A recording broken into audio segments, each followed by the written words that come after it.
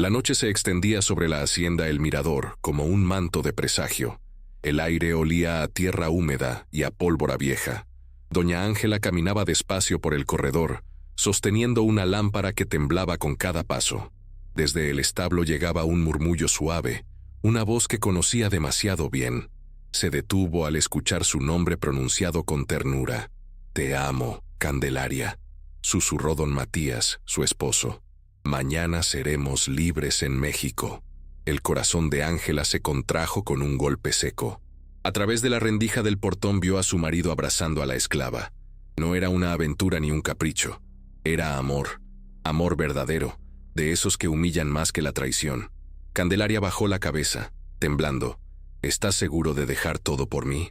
Sin ti nada de esto tiene sentido». Ángela apretó la lámpara hasta casi romperla. La llama titiló, iluminando su rostro con reflejo de fiebre. En silencio se alejó, paso tras paso, mientras el eco de las voces se hundía en la oscuridad. Dentro de la casa grande, el reloj marcaba las 11. La dama dejó la lámpara sobre la mesa y se miró al espejo. Su imagen parecía la de una extraña. Ojos vacíos, piel tensa, labios apretados. El retrato de bodas colgado en la pared mostraba a un matrimonio que ya no existía. Se acercó y pasó los dedos por el vidrio, casi con ternura. 12 años, murmuró. 12 años fingiendo que este amor tenía sentido. En su habitación, el silencio era más ruidoso que cualquier grito. Abrió el armario y sacó una caja de cartas antiguas. Allí estaban las promesas de un hombre que, ahora lo entendía, jamás le perteneció. Leyó en voz baja: «A mi querida Ángela, mi eterna compañera, mi futuro». Soltó una risa seca. «Eterna, sí. Pero compañera de qué, Matías». En la ventana la luna ascendía como testigo. Ángela se dejó caer en el sillón, dejando que la rabia tomara forma de pensamiento. No quería llorar, quería entender. ¿En qué momento la esclava se había convertido en rival? ¿En qué instante su esposo había dejado de verla?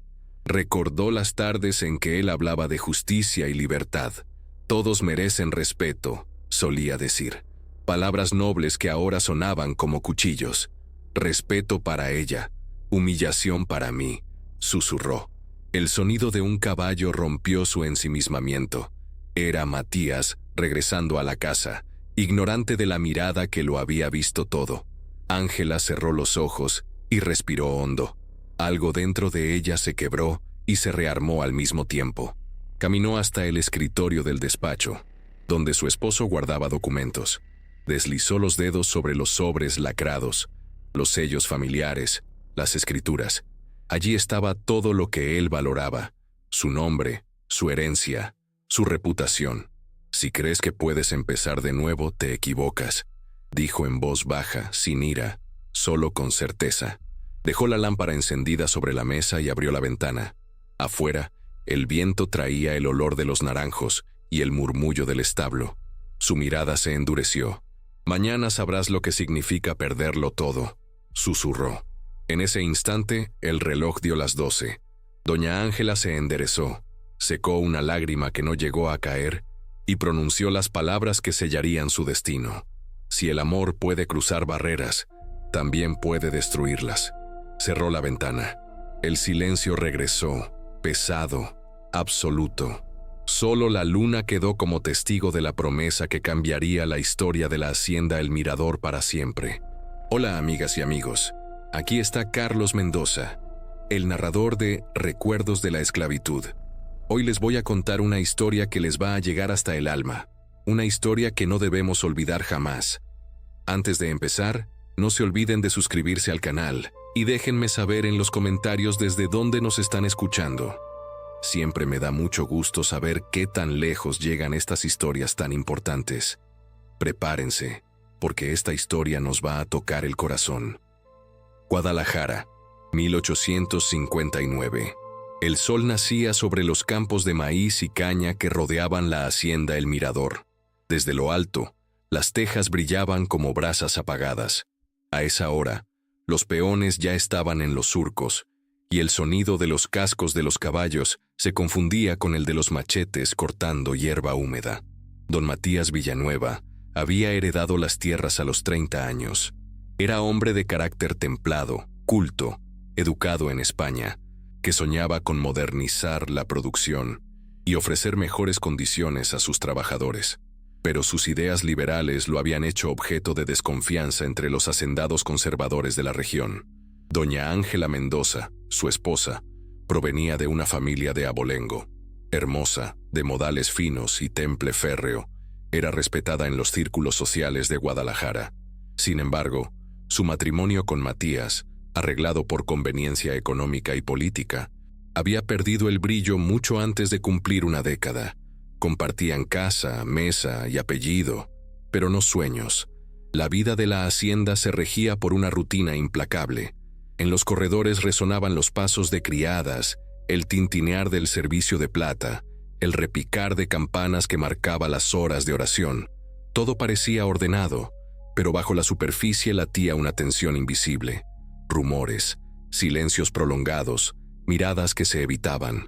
Candelaria, hija de esclava cubana y artesano mestizo, había llegado a El Mirador con apenas 16 años. Su madre, enferma, la dejó en manos del administrador con la esperanza de que tuviera una vida mejor. En pocos años, la joven se ganó reputación de trabajadora incansable y mente aguda. Sabía leer, algo inusual para una mujer de su condición. Aprendía rápido, hablaba poco y observaba mucho. Fue así como Matías comenzó a notar su presencia, no por su belleza, que era discreta, serena, sino por la precisión con que organizaba los registros de la cosecha y la forma en que hablaba de los trabajadores con respeto y conocimiento real. «No son números, señor», le dijo una vez, al revisar los libros de cuentas. «Son hombres. Si los tratamos como herramientas, las herramientas se rompen».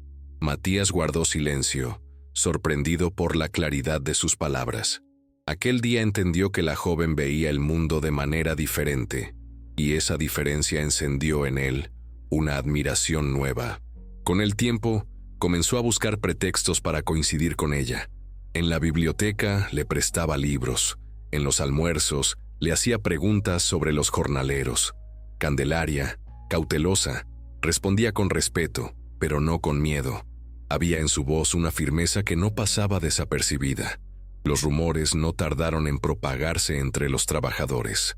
Algunos lo veían con simpatía, otros con inquietud. Las cocineras murmuraban en la cocina: «Esa muchacha va a perder la cabeza del patrón».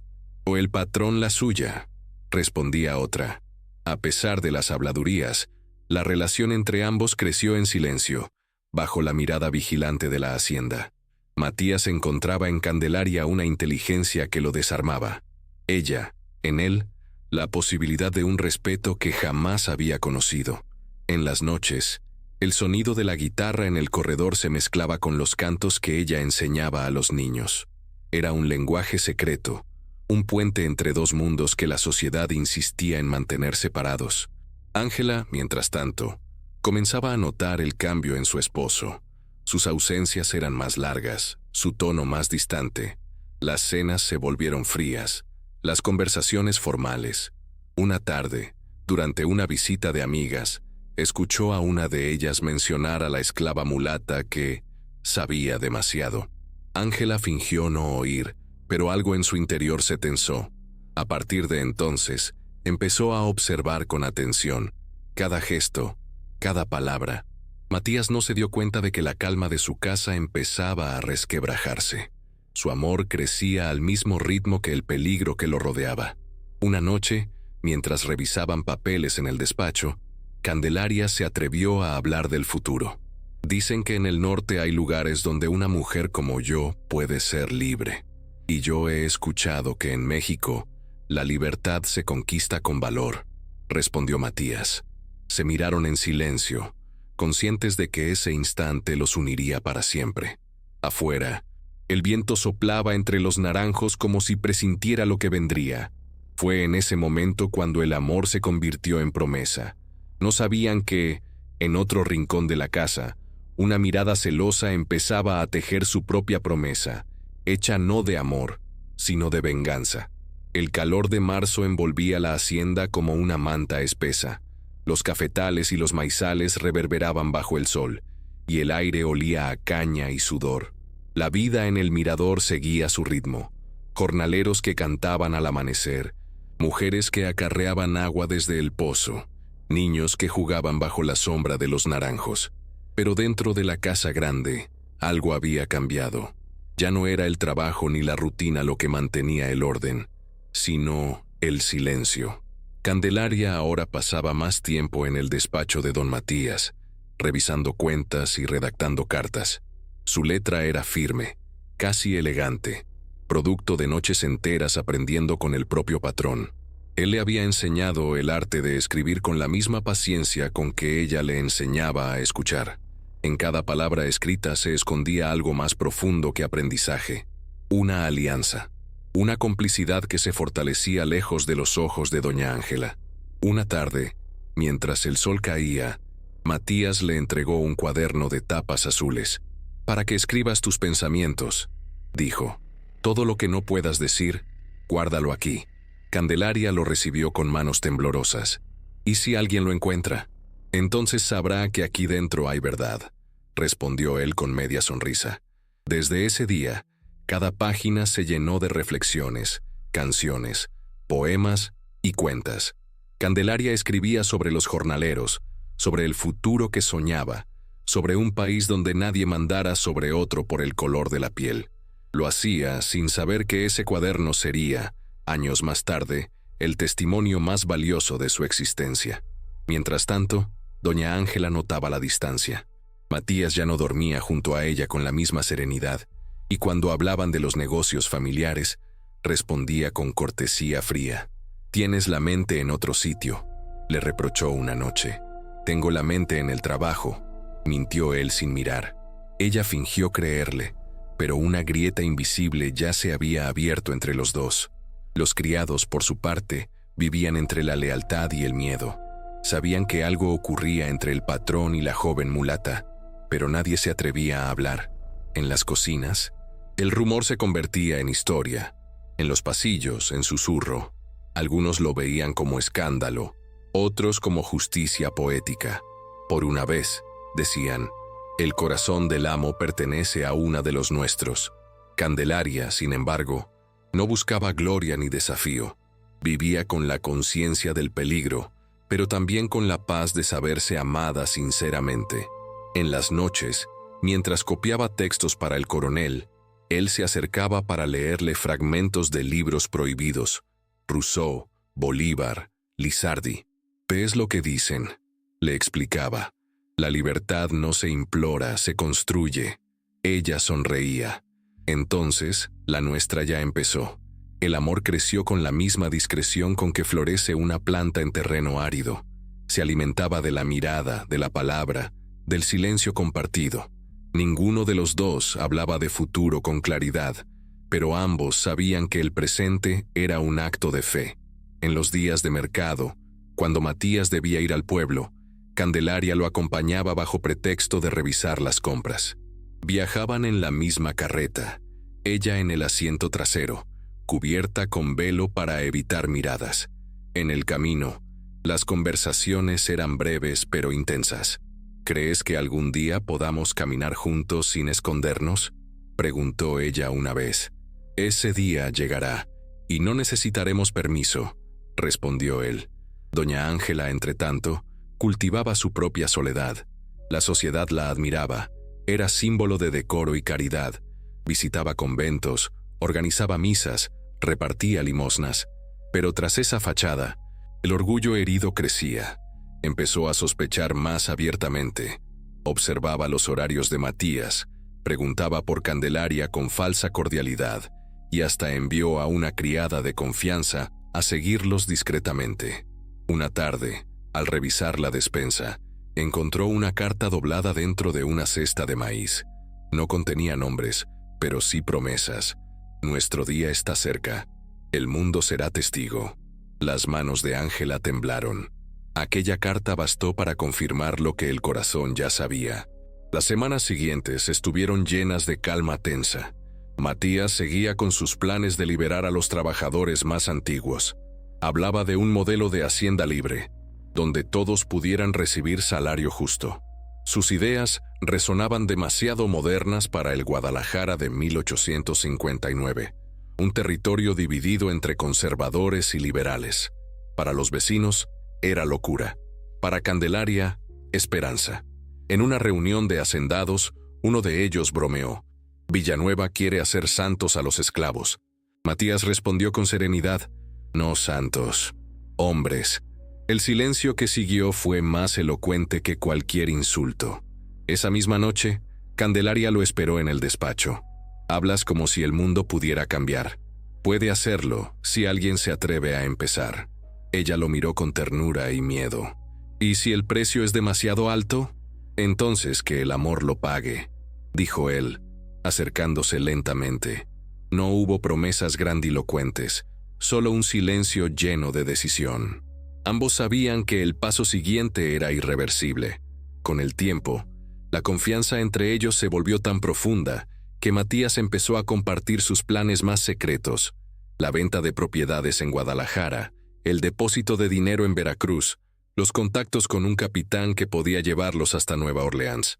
Todo estaba listo para la huida. Solo faltaba el momento. Mientras tanto, Ángela fingía calma. Organizó cenas, celebraciones, incluso un pequeño baile en honor al aniversario de bodas. Nadie notó la falsedad de su sonrisa. Durante el evento, Candelaria sirvió el vino con manos firmes, evitando cruzar la mirada del patrón. Sin embargo, bastó un segundo de distracción para que Ángela viera el brillo en los ojos de ambos. No era culpa, era amor. Y eso dolía más que cualquier traición. Cuando la última lámpara se apagó, Ángela permaneció sola en el salón. El eco de las risas ajenas resonaba como una burla. «Si el amor de él se va con ella, entonces nada quedará para mí», pensó. Y en ese instante, la idea del castigo comenzó a tomar forma. Las noches siguientes fueron de insomnio. Desde su ventana, Ángela veía las luces del despacho encendidas hasta tarde. Escuchaba pasos, murmullos, el crujir de la madera. A veces imaginaba lo que decían, otras simplemente deseaba no saberlo. En su diario escribió una frase que más tarde hallaría una sirvienta: «El amor puede ser virtud o enfermedad. En mí se volvió fiebre». En paralelo, Matías y Candelaria terminaron de planificar su salida. Habían acordado partir a mediados de febrero, justo cuando las cosechas dieran descanso a los peones. Ella llevaba consigo una pequeña bolsa con ropa y el cuaderno azul.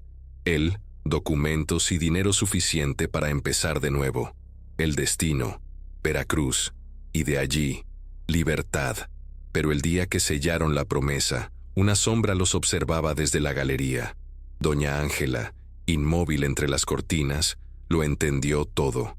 No habría súplicas ni escándalos. Había decidido su papel. No sería la esposa abandonada, sino la mujer que dictaría el final de aquella historia. Esa misma noche, escribió una carta al comandante local, hombre rígido y enemigo de las ideas liberales de su marido. En ella, denunciaba reuniones sospechosas y movimientos irregulares de dinero. Cuando selló el sobre con cera roja, sus manos no temblaron. «Si la justicia no me ampara, la venganza lo hará», susurró. La luna iluminaba la hacienda, serena e indiferente. Nadie en el mirador sabía que la calma aparente era apenas el preludio de la tormenta que arrasaría con todos.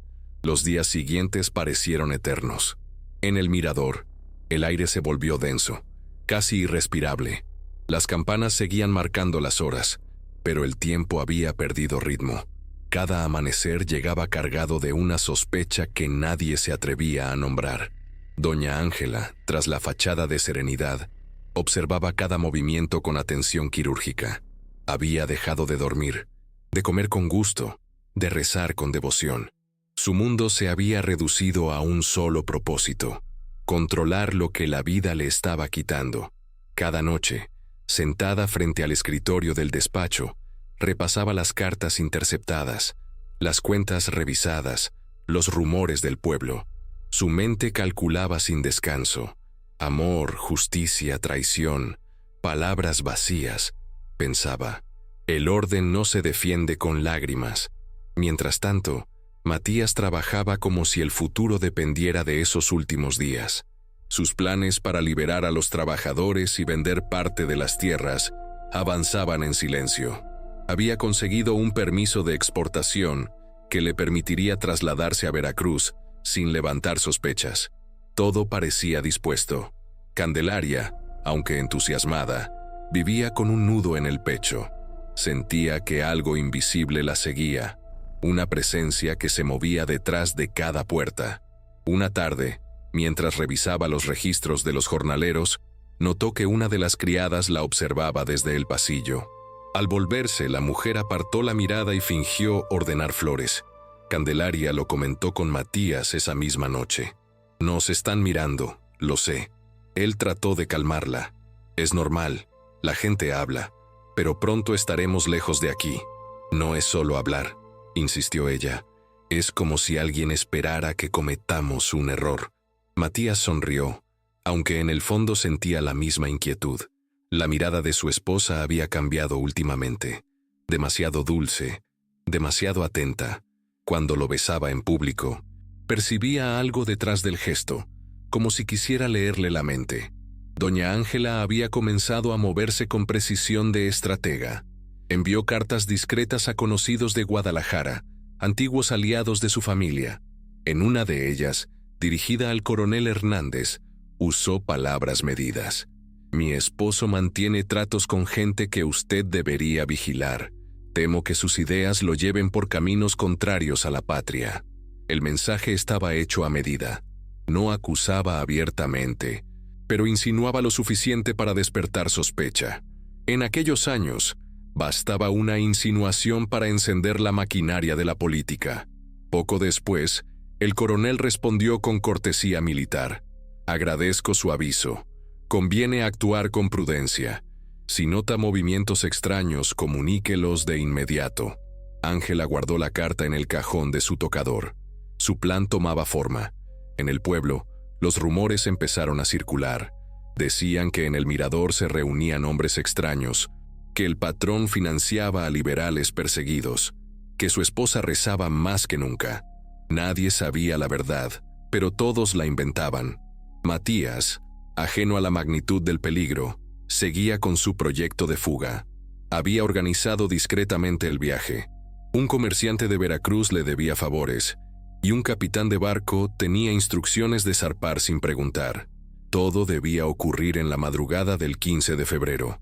Esa tarde, al revisar los documentos, notó que faltaba una hoja del registro. No le dio importancia. Tampoco vio que doña Ángela, en silencio, había aprendido a abrir el cajón de su escritorio sin dejar rastro. Ella sabía cada paso. Sabía la fecha, la hora, el destino. Su mente, antes ocupada en recepciones y sermones, ahora solo respiraba cálculo. «Si el amor lo guía, el amor lo perderá», murmuraba frente al espejo. Candelaria empezó a tener sueños inquietos. Veía campos ardiendo, oía llantos de niños, escuchaba una voz que repetía su nombre entre ecos. Al despertar, el viento golpeaba las ventanas como si quisiera avisarla. Una madrugada, incapaz de dormir, bajó al patio y vio la figura de doña Ángela rezando frente a la capilla. No se atrevió a acercarse. La escena era demasiado extraña. La señora, sola, murmurando plegarias con una serenidad que no parecía humana. Al día siguiente, Matías le propuso adelantar el viaje. «Saldremos antes del 15. Algo no está bien. ¿Qué pasa?» «No lo sé, pero siento que alguien nos sigue los pasos». Candelaria asintió en silencio. En su rostro había miedo, pero también determinación. «Entonces vámonos pronto. No quiero perderte antes de llegar a vivir». Doña Ángela observaba desde la ventana. Cada gesto de ellos era un golpe más en su orgullo, pero la serenidad de su rostro engañaba a todos. Cuando una sirvienta le preguntó si se sentía bien, respondió con calma: «Nunca estuve más tranquila». Esa noche, mientras la casa dormía, bajó al despacho de su esposo. Recorrió con los dedos los objetos sobre el escritorio. Plumas, sellos, cartas. En el fondo de una gaveta encontró un sobre lacrado con su nombre. Dudó un instante antes de abrirlo. Era una carta de Matías. Decía pocas líneas, escritas con sinceridad. Si alguna vez lees esto, sabrás que no te odié. Solo quise encontrar aquello que contigo nunca hallé. Paz. Las manos de Ángela temblaron, pero no lloró. Guardó la carta de nuevo y se quedó de pie frente a la ventana, observando la oscuridad. Paz, repitió. Qué palabra tan absurda. El reloj marcó las 3 de la madrugada. La luna iluminaba el escritorio. Afuera, un caballo relinchó. Todo estaba en su sitio, excepto el alma de la mujer que ya no conocía límites. En los días previos al 15, los trabajadores notaron un cambio en el ambiente. Los supervisores actuaban con nerviosismo. Los soldados del destacamento cercano aparecían con más frecuencia, y doña Ángela sonreía con una cortesía que inquietaba a todos. Candelaria lo percibió. Sentía que la hacienda la observaba. Cada muro parecía tener oídos. «Esta casa ya no respira», le dijo a una amiga en la cocina. «Entonces, vete antes de que te ahogue», respondió la otra, sin atreverse a mirarla a los ojos. El día del viaje se acercaba.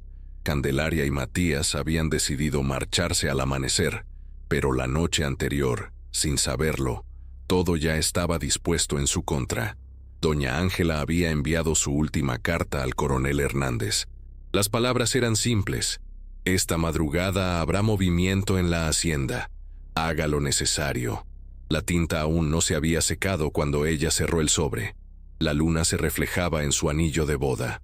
«Que Dios me perdone», murmuró, «pero la justicia empieza en casa». En el horizonte, un trueno lejano anunció el cambio de estación. Nadie lo sabía, pero aquella tormenta marcaría el fin de una era. Mientras Matías soñaba con libertad, Ángela soñaba con control. Y en medio de ambos, Candelaria, con su corazón dividido entre el amor y la intuición, presintió lo inevitable. El reloj de la hacienda marcó medianoche. El destino ya estaba escrito, aunque ninguno de los tres supiera aún quién lo firmaría. El amanecer del 15 de febrero llegó envuelto en niebla. Los gallos cantaron antes de tiempo, como si presintieran lo que la luz traía. En el mirador todo parecía normal. Los jornaleros bajaban al campo, las cocineras encendían el fogón y los caballos resoplaban en los establos. Solo doña Ángela, desde el balcón, sabía que nada era ordinario. Había dormido 1 hora. Vestía de blanco, el color que usaba cuando quería inspirar calma. Entre sus manos sostenía un rosario. Cada cuenta era un pensamiento, cada palabra, una decisión. Abajo, el patio estaba en silencio. Solo el viento movía las ramas del naranjo donde Candelaria solía cantar con los niños. «Esta casa volverá a ser mía», pensó, «y que Dios reparta culpas si la hay». Matías despertó antes del alba. Preparó la carreta en silencio. Revisó documentos. Guardó dinero y cartas en una bolsa de cuero. Candelaria se vistió con sencillez, llevando debajo del vestido el cuaderno azul y un retrato diminuto de ambos. Antes de salir, miró a la niña dormida de una de las sirvientas. Sonrió con ternura. «Tal vez algún día los hijos de todos despierten libres», susurró. El cielo comenzaba a clarear cuando cruzaron el zaguán. El portón chirrió. Por un instante, el mundo pareció contener la respiración. Entonces un grupo de jinetes apareció a lo lejos, ascendiendo por el camino principal. Las banderas del ejército ondeaban bajo la bruma. Matías se detuvo. «No esperaba visitas», murmuró. Candelaria sintió un frío repentino. «Dijiste que nadie lo sabía». «Nadie». El trote de los caballos se aceleró. Doña Ángela, desde el balcón, observó sin moverse. En su rostro no había odio, sino una serenidad terrible, como si contemplara una ceremonia que debía cumplirse. Cuando el capitán Hernández desmontó, ella levantó ligeramente la mano en señal de saludo. «Don Matías Villanueva», gritó el capitán. «En nombre de la autoridad militar, debo revisar sus papeles». Matías, desconcertado, entregó el permiso de viaje. El capitán lo leyó con gesto severo. «Extraño que un hacendado necesite tantos fondos para un viaje de negocios. ¿Piensa usted volver?» «Por supuesto. Entonces no le molestará acompañarnos para aclarar algunos asuntos». Candelaria se acercó, intentando hablar, pero Matías le indicó con la mirada que guardara silencio. «Coronel, debe haber un error», dijo con calma. «Mis intenciones son públicas». «Lo investigaremos», respondió el oficial seco, y con un gesto de la mano, ordenó registrar la carreta. Doña Ángela bajó lentamente las escaleras. Cada paso resonaba como eco en la piedra. Al llegar al patio, sonrió. «¿Ocurre algo, capitán?», preguntó con voz serena. «Solo rutina, señora. Asuntos de seguridad». «Qué alivio. Últimamente hay tanta agitación en el país. Nunca se sabe quién conspira contra la ley». Matías la miró, comprendiendo al instante. No dijo palabra. Sus ojos se encontraron por primera vez en semanas, y en ellos no había rabia, sino un vacío nuevo. Doña Ángela bajó la mirada, incapaz de sostenerla. El registro duró pocos minutos. Los soldados encontraron los documentos de viaje, dinero y cartas de correspondencia con comerciantes extranjeros. Eran pruebas suficientes para justificar la detención preventiva. El capitán asintió, satisfecho. «Esto bastará. Lo escoltaremos a la capital para aclarar la situación». Candelaria dio un paso adelante. «Es inocente. Solo queríamos partir». Doña Ángela la observó con expresión impenetrable. «Las decisiones tienen consecuencias, muchacha». «¿Qué sabe usted de consecuencias?», replicó Candelaria, temblando. Por primera vez, la voz de Ángela se quebró. «Más de lo que imaginas». Matías fue escoltado hasta su caballo. Antes de partir, se volvió hacia su esposa. «Nunca quise lastimarte», dijo, «pero el daño ya está hecho, y no lo arreglarás destruyendo lo que queda». Ángela no respondió. Solo se llevó una mano al pecho, como si algo dentro de ella se deshiciera. El destacamento desapareció tras la colina. El polvo levantado por los caballos se mezcló con la bruma matinal. Candelaria quedó de pie en medio del camino, inmóvil, con el cuaderno azul contra el corazón. Doña Ángela, desde el portón, la miró alejarse. No sintió triunfo, solo un silencio nuevo, más hondo que el dolor. Esa tarde, la hacienda se llenó de rumores. Los trabajadores hablaban en voz baja. El patrón había sido arrestado, la señora rezaba sin descanso, y la joven Candelaria había desaparecido rumbo al pueblo. Nadie entendía nada, pero todos sabían que algo se había roto para siempre. En la soledad de su habitación, Ángela repasó mentalmente cada decisión. El eco de las palabras de Matías le taladraba la mente. «Nunca quise lastimarte». Encendió una vela y abrió la Biblia. Buscó consuelo y solo encontró la frase que parecía escrita para ella. «Quien siembra viento, cosecha tempestades». Aflojó el rosario y lo dejó caer sobre la mesa. Afuera, la lluvia empezaba a caer, lenta, insistente. Por un momento pensó en escribir una carta retractándose, explicando todo, pero su orgullo pesaba más que el arrepentimiento. Cerró los ojos y murmuró: «Ya no hay regreso». En el pueblo, Candelaria buscó refugio en casa de una amiga. Nadie quiso hospedarlas por miedo al escándalo. El país entero hervía entre liberales y conservadores, y cualquier rumor podía volverse sentencia. Decidió esperar, confiando en que Matías lograría aclarar su nombre. Pero las horas se hicieron días, y los días, semanas. El silencio de la hacienda la perseguía como un eco que no moría. Una noche, se sentó a escribir en el cuaderno azul: «No sé si volverás, pero si lo haces, que encuentres aquí a quien nunca te traicionó. Si no vuelves, prometo seguir viva para contarlo». En la capital, Matías fue interrogado sin pruebas firmes. Su reputación lo protegía, pero la sospecha bastaba para retenerlo. Durante los días de encierro escribió cartas que nunca llegaron, para su esposa, para Candelaria, para sí mismo. «Mi error no fue amar», escribió, «sino creer que el amor podía salvarnos del mundo». Cuando al fin fue liberado, semanas después, su única preocupación fue regresar a El Mirador. El viaje le tomó 3 días. Al llegar, encontró la casa vacía, las persianas cerradas, los trabajadores dispersos. Doña Ángela no estaba. Había partido hacia Guadalajara alegando problemas de salud. Sobre el escritorio, un solo objeto: el rosario que ella siempre llevaba, y debajo, la carta que él había escrito antes de la huida. La leyó sin rencor. Dobló el papel y lo guardó. Afuera, la lluvia seguía cayendo. Candelaria regresó tiempo después, cuando el silencio ya se había vuelto costumbre. No había resentimiento en su rostro, solo cansancio. Encontró a Matías sentado bajo el naranjo, mirando el horizonte. No dijeron nada.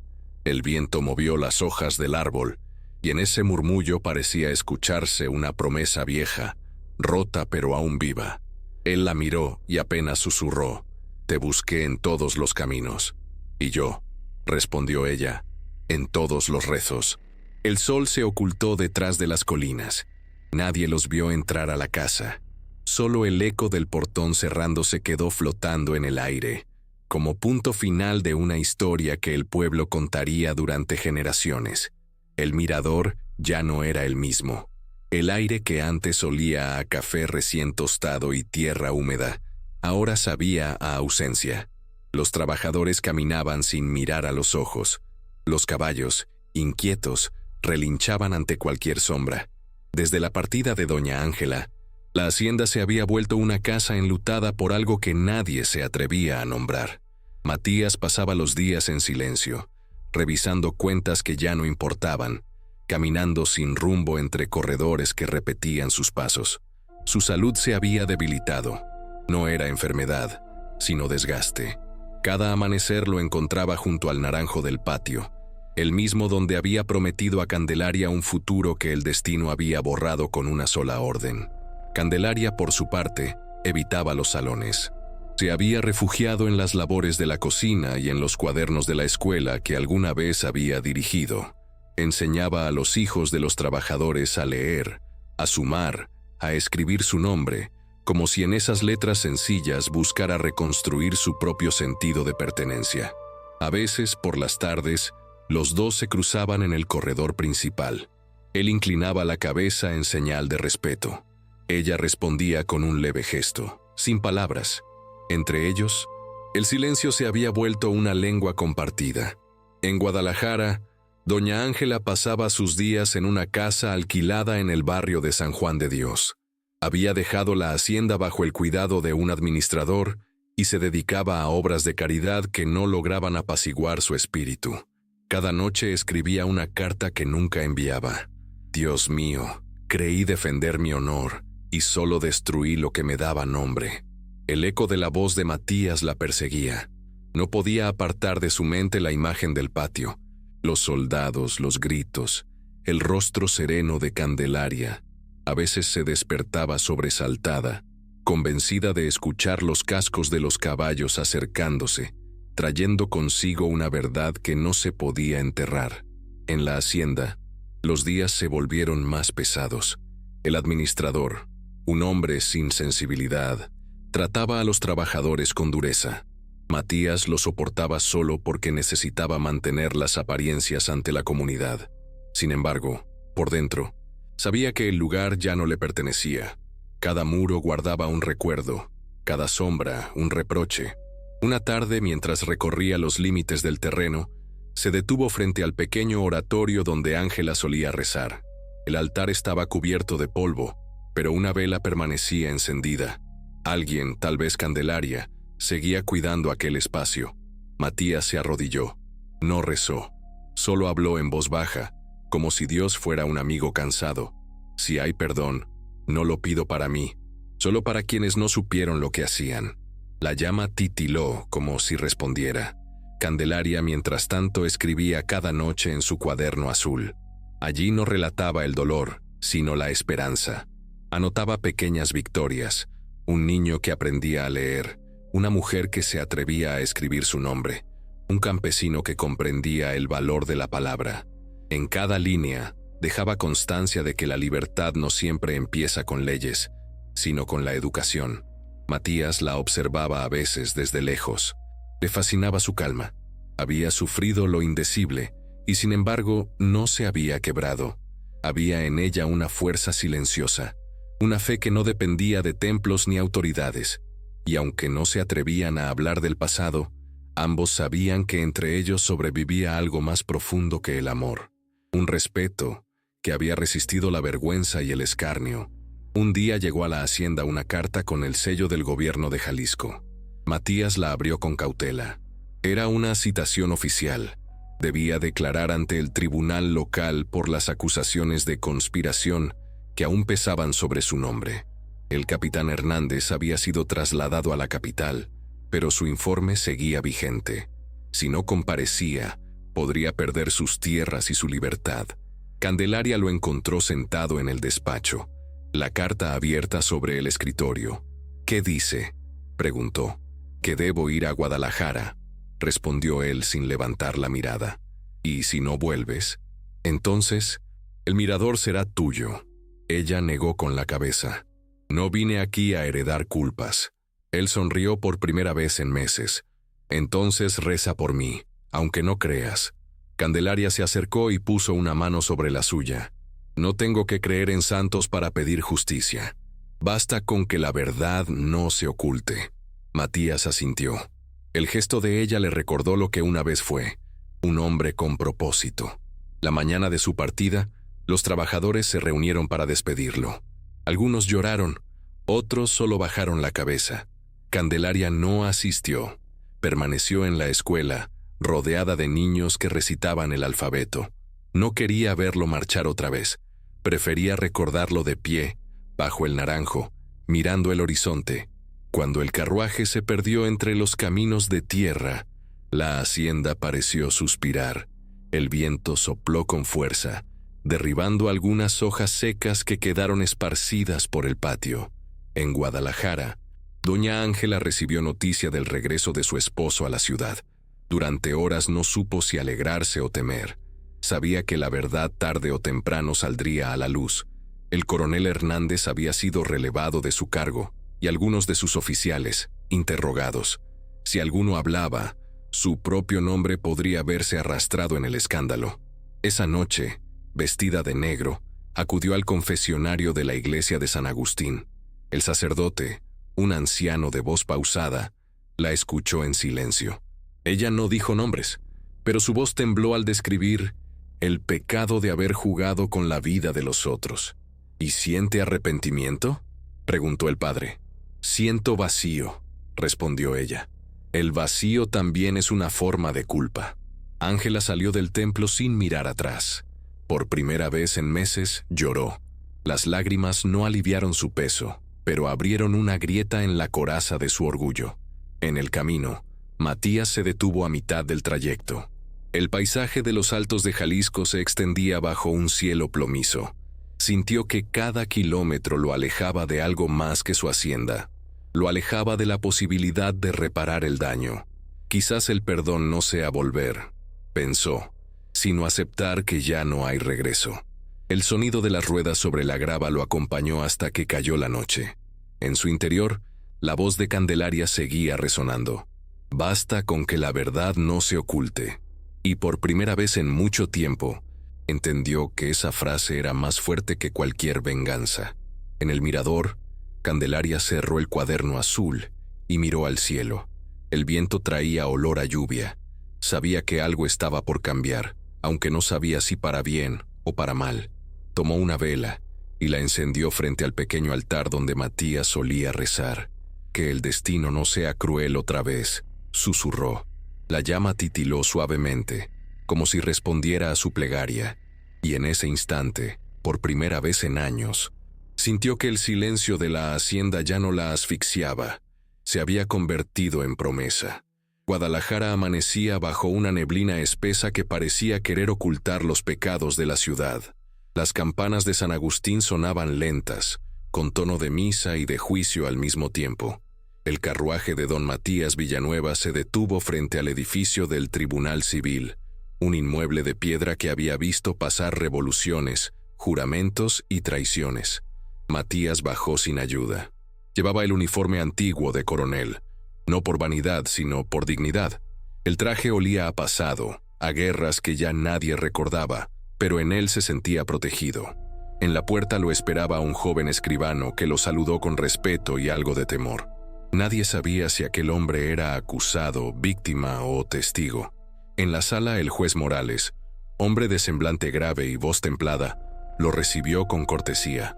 Don Matías, su caso ha sido motivo de comentarios. Agradezco que haya venido por voluntad propia. La verdad no teme a la luz, respondió él con tono cansado. El interrogatorio comenzó con formalidades. Revisaron las cartas, los documentos de viaje, las acusaciones de conspiración.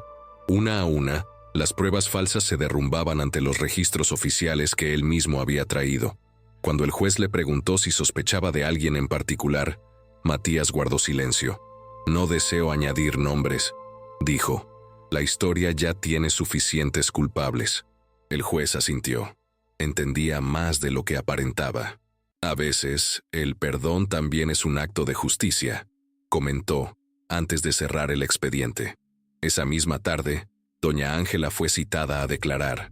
Recibió la notificación mientras tomaba té con una amiga en su casa de San Juan de Dios. La mano le tembló apenas, lo suficiente para que la porcelana vibrara en el platillo. ¿Quién manda llamar a una dama casada a un tribunal?, preguntó la amiga escandalizada. Una dama que ya no lo es, respondió Ángela, dejando la taza sobre la mesa. Llegó al edificio con velo negro y paso firme. No era la mujer altiva de los años anteriores. Había en su rostro un cansancio que no se disimulaba con maquillaje. En la sala, al verla entrar, Matías se levantó por instinto. No la miraba con odio, sino con compasión. El juez pidió silencio. Señora, necesitamos su testimonio respecto a las acusaciones que pesaron sobre su esposo el pasado febrero. Fui yo, dijo Ángela antes de que terminara la pregunta.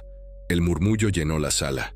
¿Desea aclarar?, preguntó el juez, sorprendido. Sí, manipulé los hechos.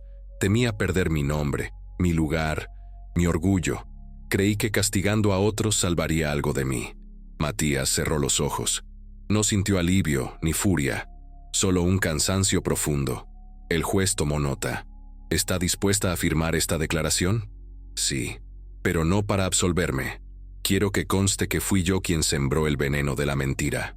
Firmó con pulso tembloroso.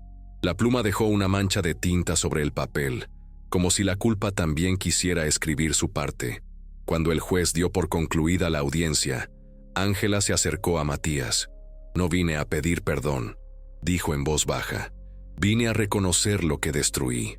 A veces eso es lo más cerca que podemos estar del perdón, respondió él, sin mirarla directamente. Por un momento, ambos permanecieron en silencio. El aire olía a cera y papel húmedo. Luego ella añadió, ¿la amas todavía? Matías tardó en responder. La respeto, eso no se acaba. Ángela asintió. En sus ojos se reflejaba algo parecido a paz, pero no era redención, era resignación. Salió de la sala sin mirar atrás, con paso lento, como quien se despide de un mundo que ya no le pertenece. Esa noche, Matías caminó por las calles del centro. Las farolas encendidas dibujaban sombras largas sobre los adoquines. La ciudad parecía distinta, menos hostil. En la distancia, escuchó un coro infantil que cantaba desde un convento cercano. Se detuvo frente a la iglesia y dejó una pequeña ofrenda en el altar, un medallón de plata con las iniciales MC, Matías y Candelaria. Lo peor ya pasó, murmuró para sí mismo.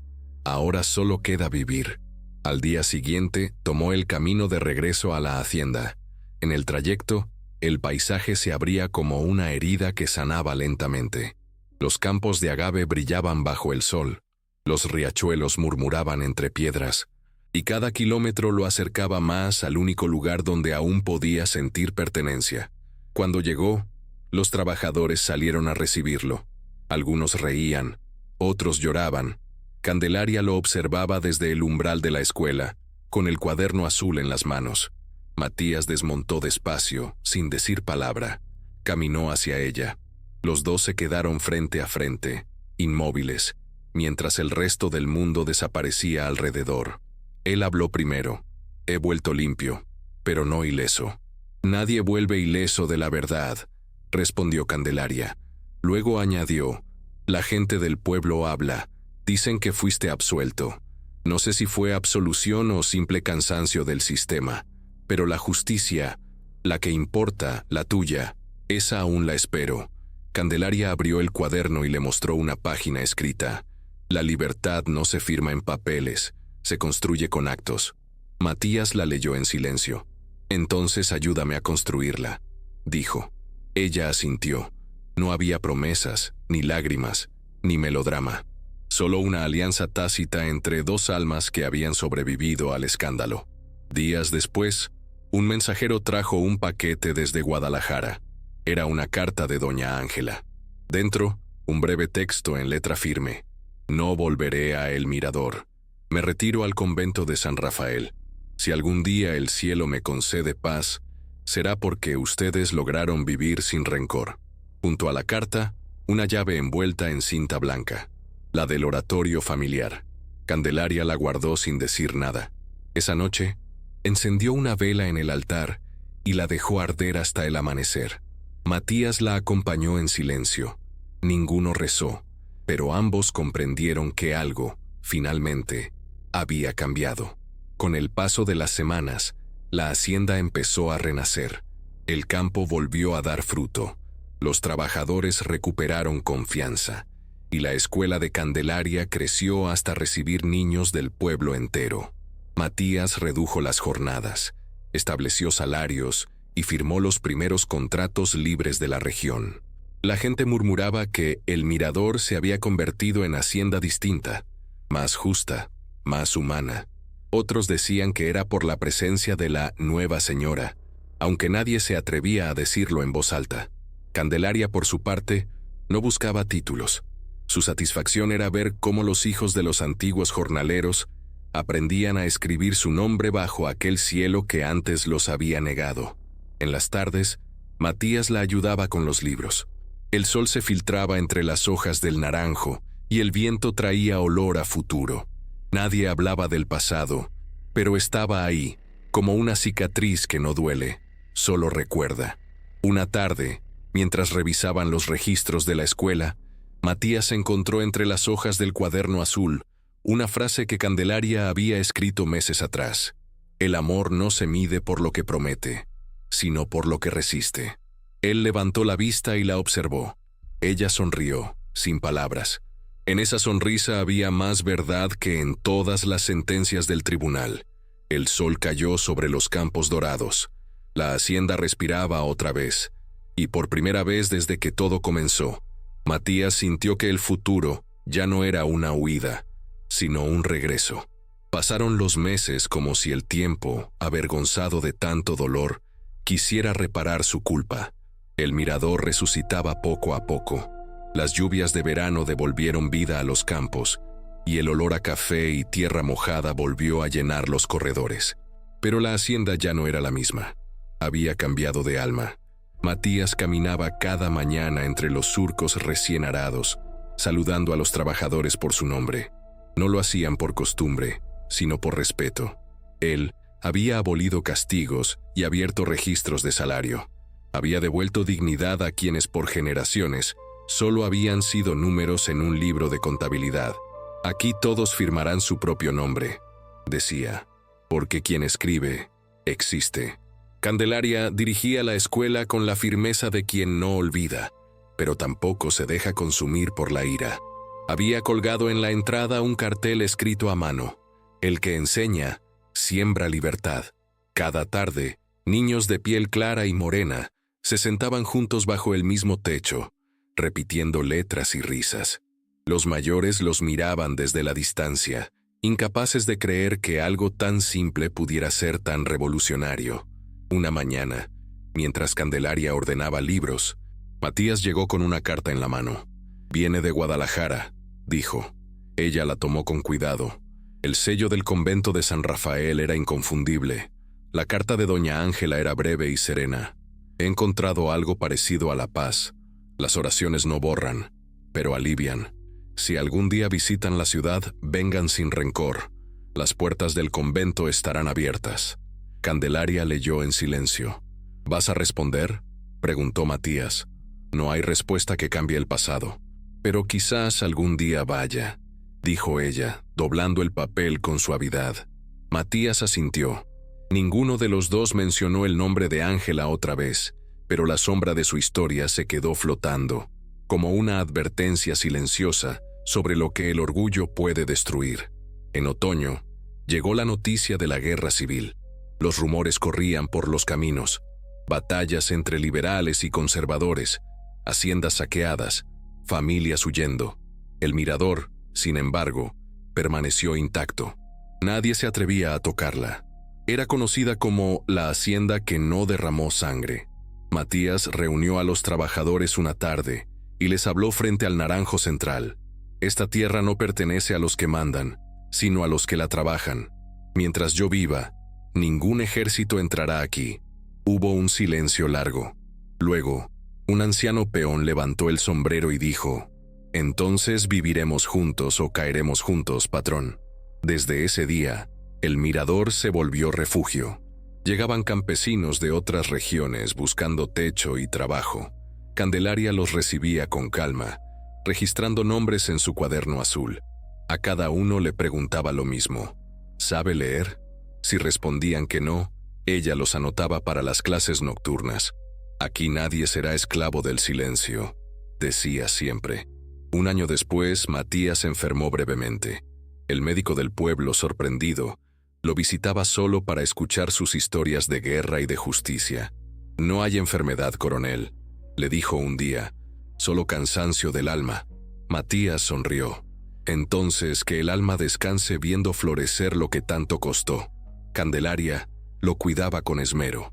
En las tardes le leía fragmentos de los libros que él le había enseñado años atrás: El Quijote, los poemas de Espronceda, las cartas de Bolívar. Él cerraba los ojos y escuchaba, como si cada palabra lo reconciliara con el mundo. Una noche le confesó: «Pensé que moriría con mi apellido manchado, pero hoy sé que lo limpiaste tú, sin buscar venganza. Solo verdad». Candelaria lo miró con ternura. «La verdad no se defiende con gritos, sino con vida». Al año siguiente, llegó al convento de San Rafael una visitante inesperada. Candelaria vestía sencillo, con un manto de lino y mirada firme. Pidió ver a doña Ángela. Las monjas la guiaron hasta el jardín interno, donde la mujer que un día fue su enemiga regaba rosales. Ambas se miraron sin palabras. El viento movió las hojas secas.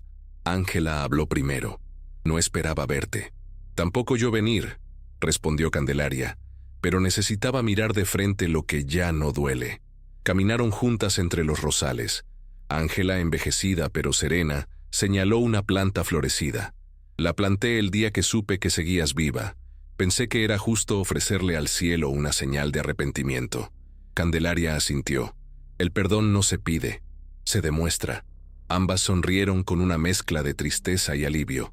No hubo abrazos, pero sí un silencio limpio, sin veneno. Cuando se despidieron, Ángela le entregó una pequeña medalla. Era de Matías cuando aún creía que el amor podía salvarnos. «Tal vez contigo sí lo hizo». Candelaria tomó la medalla, la besó y respondió: «El amor no nos salvó. Nos enseñó a no repetir los errores». Salió del convento sin mirar atrás. El sol caía sobre Guadalajara con un tono dorado, y por primera vez en muchos años, el aire no pesaba. De regreso en el mirador, Candelaria encontró a Matías sentado bajo el naranjo, leyendo los informes de la escuela. «¿Cómo estaba?», preguntó él. «En paz», respondió ella. Él asintió como quien cierra un capítulo. Los niños jugaban alrededor gritando entre risas. Candelaria los observó con ternura. «Mira, Matías, este es el futuro que soñamos». «Sí», dijo él, «y lo construiste con tus propias manos». El invierno llegó suave. Las noches eran frías, pero el fuego de la chimenea mantenía viva la casa. Matías comenzó a escribir sus memorias con ayuda de Candelaria. Relatos de guerra, de amor, de caída y redención. El cuaderno azul se llenó de historias, hasta convertirse en un libro de lecciones y esperanza. Cuando terminó de escribir la última página, Matías dejó la pluma y dijo: «Ya está. Ahora el pasado tiene palabras». Candelaria lo miró en silencio. Sabía que el ciclo se cerraba. Él tomó su mano, y durante unos segundos, todo lo vivido, el dolor, la culpa, la pérdida, se transformó en paz. Semanas después, Los primeros copos de nieve cubrieron los campos de Jalisco. La escuela seguía funcionando, y el eco de las risas infantiles se escuchaba hasta los límites del valle. En la entrada, una placa recién colocada llevaba una inscripción sencilla: El Mirador, tierra donde el amor y la verdad aprendieron a convivir. Candelaria pasó su mano sobre el metal frío y sonrió. El viento sopló, levantando hojas secas que bailaron en espiral antes de caer. El horizonte, por fin, parecía claro. Los años se fueron deshaciendo como la bruma en los campos. De aquel escándalo que un día sacudió a El Mirador, ya nadie hablaba con miedo, sino con respeto. El nombre de Matías Villanueva dejó de ser sinónimo de vergüenza para convertirse en ejemplo de justicia. La hacienda, antes símbolo de poder y silencio, se transformó en escuela y refugio. Candelaria, envejecida con la serenidad de quien conoció el dolor y aprendió a convertirlo en enseñanza, seguía cada mañana al frente de las clases. La biblioteca que una vez había sido su escondite, ahora albergaba más de 500 libros donados por viajeros y maestros del país. En las paredes colgaban retratos, campesinos sonrientes, niños con sus cuadernos, y en el centro, una pintura del viejo naranjo, el árbol que había visto nacer la libertad del lugar. A veces llegaban visitantes desde Guadalajara o Veracruz. Pedían verla, querían oír la historia de la esclava que enseñó a leer a toda una región. Ella siempre respondía igual: no fui yo, fue la necesidad de aprender lo que nos salvó. Cada aniversario de la escuela se celebraba con una misa sencilla.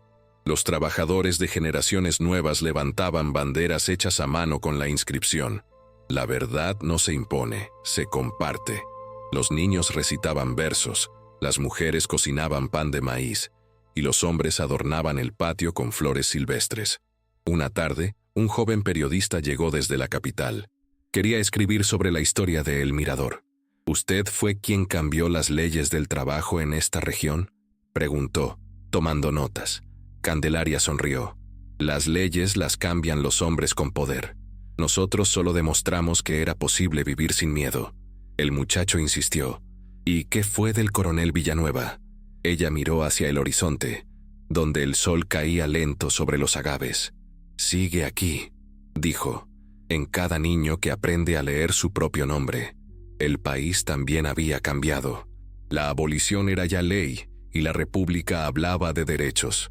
Pero Candelaria sabía que las leyes escritas tardaban en llegar al corazón de la gente. Por eso su escuela se mantuvo abierta incluso cuando el gobierno ofreció hacerse cargo. La libertad no se delega, decía, se enseña mirando a los ojos. Matías había muerto una década antes, en calma, bajo el naranjo.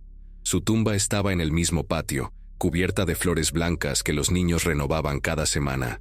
Sobre la piedra, una inscripción sencilla: el que cayó por amor se levantó con justicia. Cada tarde Candelaria dejaba una vela encendida junto a la tumba. No lloraba, solo hablaba en voz baja, contándole las pequeñas victorias del día. Hoy una niña escribió su primera carta. Hoy un viejo aprendió a leer la Biblia. Hoy todos rieron. El viento movía las ramas del naranjo como si respondiera a su voz. En 1880, una comisión de maestros llegó desde la capital para inspeccionar escuelas rurales. El director, un hombre de traje oscuro y sombrero ancho, recorrió las aulas sorprendido por el orden y la alegría. Al final del día, se acercó a Candelaria y dijo: «No sé qué método usa usted, pero aquí los niños aprenden sin temor». Ella contestó: «No enseño a obedecer, enseño a pensar». El funcionario tomó nota y agregó casi en un susurro: «Debería escribir un libro». Candelaria sonrió con nostalgia. «Ya está escrito», respondió, señalando el cuaderno azul que guardaba en su escritorio. «Solo falta que alguien se atreva a leerlo». Con el tiempo, la hacienda se transformó por completo. Las viejas habitaciones se convirtieron en aulas, los establos en talleres. El oratorio, que Ángela había mandado construir, permanecía igual, salvo por una placa de bronce que decía: «Para quienes aprendieron que el perdón también es libertad».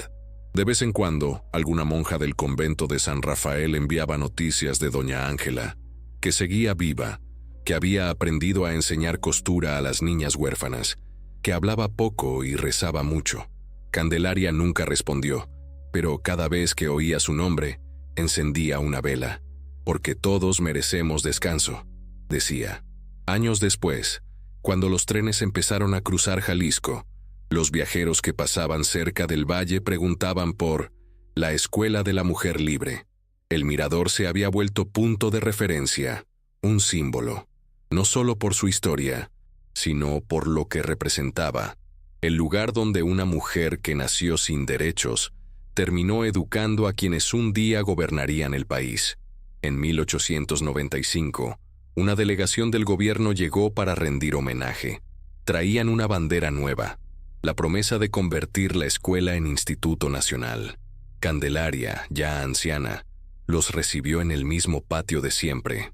«Lo único que pido», dijo, «es que no cambien el nombre». El ministro asintió. Así, el decreto oficial quedó firmado. Escuela Nacional Mixta El Mirador. Los presentes aplaudieron.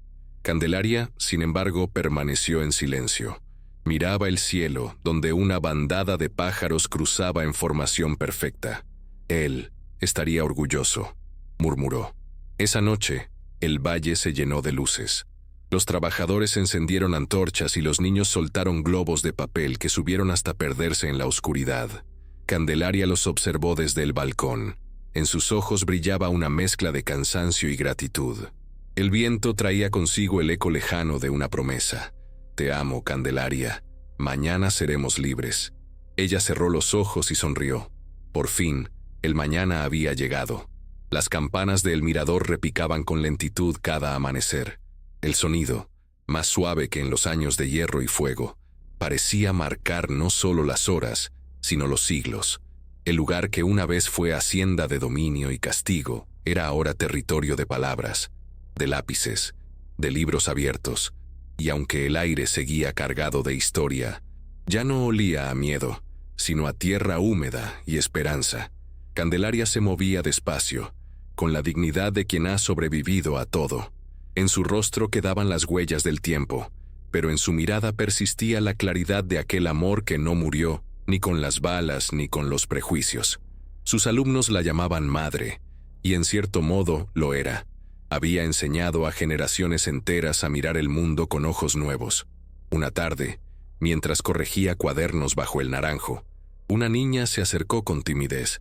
«Maestra, ¿por qué el retrato del señor Matías está junto al tuyo?», preguntó. Candelaria dejó el lápiz y respondió sin tristeza. «Porque todo lo que hicimos aquí lo soñamos juntos». La niña frunció el ceño. «¿Y dónde está él ahora?». «En el viento», dijo Candelaria, «y en cada libro que abrimos». Esa noche, la anciana escribió una última carta. No era dirigida a nadie en particular. Era un testimonio, un hilo que unía el pasado con el porvenir. Cuando la verdad se escribe, la muerte no la borra. Si alguna vez alguien duda de que el amor puede cambiar el destino, díganle que mire esta escuela. Aquí está la prueba. Guardó el papel en un cajón de madera, junto a un mechón de cabello de su hija y un pañuelo bordado con las iniciales MV. Al día siguiente, los niños la encontraron dormida en su silla, con una expresión serena que ningún dolor había podido robarle. Murió como había vivido, enseñando en silencio. El funeral reunió a todo el valle. Nadie habló de esclavitud ni de escándalo, solo de respeto.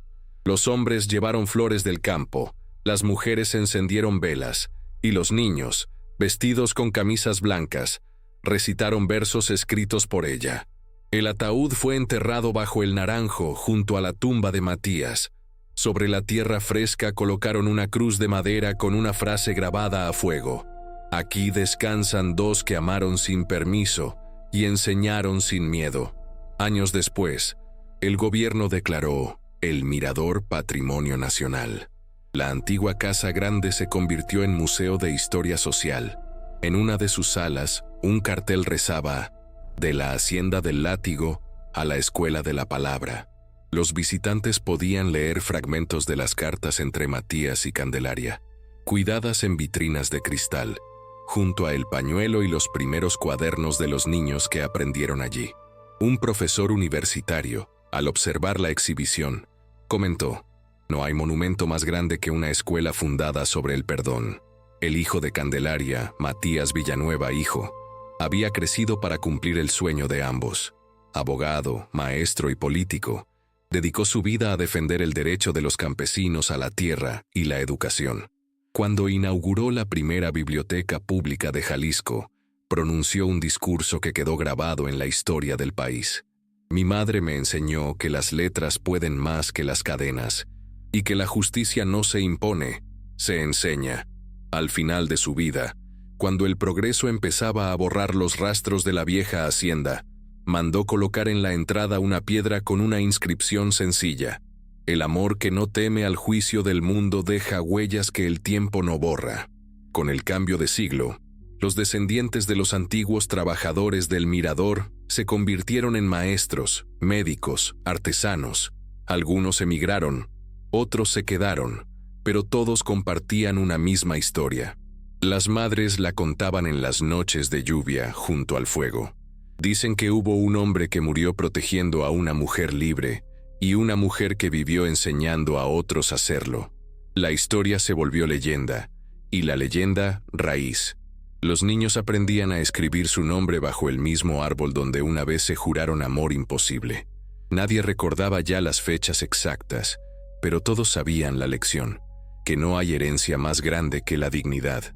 En 1910, cuando las tropas revolucionarias atravesaron el valle, el comandante detuvo a sus hombres frente a la escuela. Leyó en voz alta la frase grabada sobre la puerta y con el fusil apoyado en el pecho murmuró: «Si todas las haciendas hubieran tenido una mujer como Candelaria, hoy no estaríamos marchando hacia la guerra», y ordenó que nadie tocara ese lugar. Durante los combates, el Mirador fue el único edificio del valle que quedó intacto. Décadas después, el viento seguía soplando entre los agaves con el mismo rumor de promesa cumplida. En las noches tranquilas, los habitantes aseguraban escuchar, entre el canto de los grillos, dos voces que se buscaban, una grave, una dulce. Nadie las temía. Decían que eran Matías y Candelaria, recorriendo los pasillos de la escuela, asegurándose de que ningún niño se quedara sin aprender. Los ancianos del pueblo contaban la historia a su modo, y cada generación añadía un detalle nuevo: el color del vestido de ella, la última palabra de él, la noche en que el amor derrotó al miedo. Y así, lo que empezó como tragedia terminó convertido en esperanza colectiva, porque el tiempo, al final, solo recuerda lo que sirve para enseñar. Hoy, más de un siglo después, la escuela sigue en pie. Las paredes conservan grietas antiguas, pero las aulas están llenas de risas. Las maestras cuentan que, cuando el sol cae, la sombra del naranjo cubre justo el retrato de Candelaria, como si la abrazara. En el escritorio principal, junto a la campana, permanece la carta que ella escribió la última noche. El papel amarillento lleva una sola línea subrayada: «Donde hubo amor verdadero, siempre habrá libertad». Y esa es la frase que todos los niños copian en su primer cuaderno. Desde entonces, ningún viento, ni reforma, ni gobierno ha podido borrar el eco de esa historia. El Mirador sigue siendo punto de referencia en los mapas y en los corazones, no por los años de dolor, sino por el ejemplo que dejó: que la justicia puede nacer del perdón, y que hasta las tierras marcadas por la venganza pueden florecer si alguien se atreve a enseñar.